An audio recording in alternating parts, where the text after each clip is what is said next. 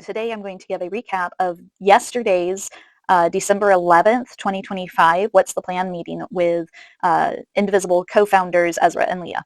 One of the first things they covered was the National Security Presidential Memorandum number 7, or the NSPM 7.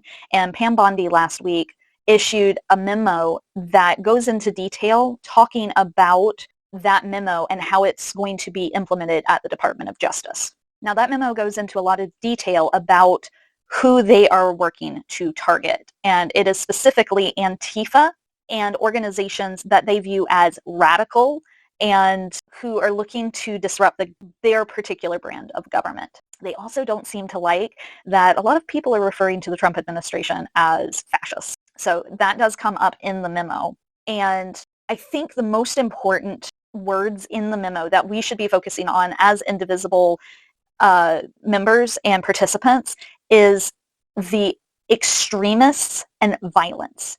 And I just want to remind that in a lot of the What's the Plan videos, Ezra and Leah frequently highlight the fact that we are committed as an organization to nonviolence. And so that is something that we really need to hold on to and reduce any fear and anxiety that these types of memos might create as we're moving forward in our momentum going into primaries and other events that show the administration that the American people are unhappy with them. And two quotes that I want to share that Ezra and Leah said during this overview of the memo. I believe Leah said, authoritarians claim power they don't have, and they see if folks push back. And when we don't push back, that's new powers that they get to stick in their pockets. So we always have to be vigilant, and we need to express our outrage to Congress and to other officials. And they both said that the biggest problem is saying nothing. Silence is complicity. So we need to remember our constitutional rights and that we have a right to protest. We have a right to call Congress and express our concerns and outrage over what this administration is doing. And on that same topic, a member asked, will Indivisible call for collective action against Trump targeting protesters? And Ezra and Leah's response is that we need to make these instances of overreach backfire. We need to be expressing our outrage. We must not be silent in these moments. And we must be solid and grounded and committed to community on our outrage. Solidarity is what we need. And we really need to get Congress speaking out against all of this overreach as well. Updated us on the We Ain't Buying It campaign as a collaborative grassroots economic movement. We haven't done that a lot in Indivisible. Protesting on a Saturday is not enough. We need to be thinking strategically about how we're going to push back. And one of those ways is using our economic power to push back on the organizations that are funneling money into this regime. They also discussed why we're using the word regime. And that is because a regime has historically pushed back, taken power away from organizations. And we are seeing that with the way that they are dismantling all of the various federal organizations that are put into place to help people, like the Department of Education. They are stripping away a lot of the power and oversight that these organizations have. According to their survey, about 25% of Indivisible members who took the survey participated in the economic boycott.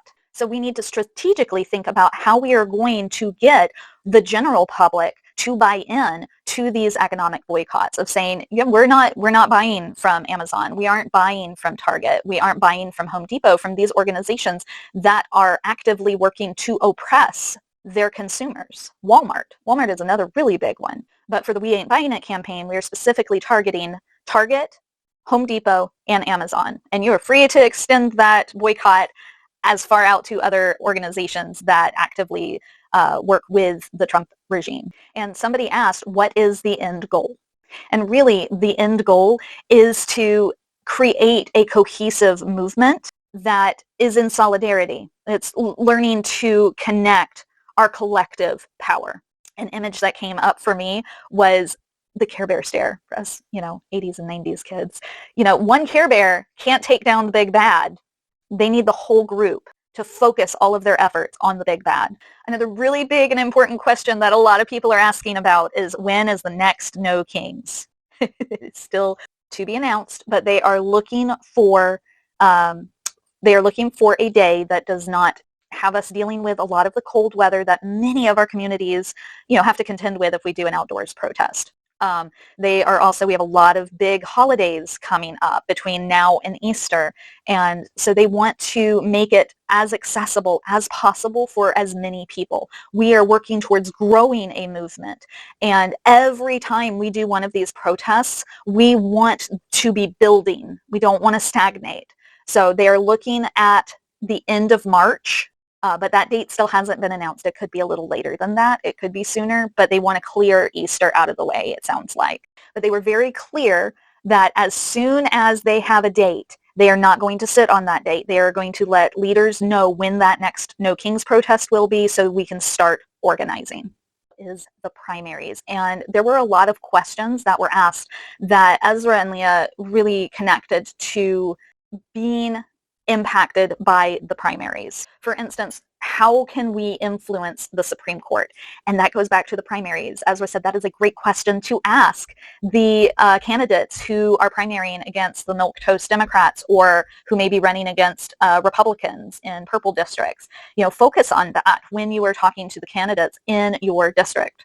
And Leah pointed out that a lot of the folks on the Supreme Court are ideologues. They don't care about us. They just care about status quo and funneling their vision for the U.S. and giving all the power over to the executive branch. And how do we keep money from being a major player in our elections moving forward? Again, it's using the primary as that staging for letting our candidates know that we are interested in having money out of politics. Ezra said, money doesn't vote. Keep in mind that we want money out of politics. We do not want corporations leveraging their monetary power and swaying the Congress to focus on their needs and their pocketbooks. That they work for us. We need to keep that in mind as we go through the primaries. Again, another topic that came up was how do we repair all this damage? And we do that through the primaries. And we don't just want to repair and go back to the status quo. We want to think big in the primaries. We want to envision a United States that works for everybody and use our voting power, use our grassroots monetary power, and funnel that into visionaries, those who are going to work for the American people and not corporate donors or other countries, APAC.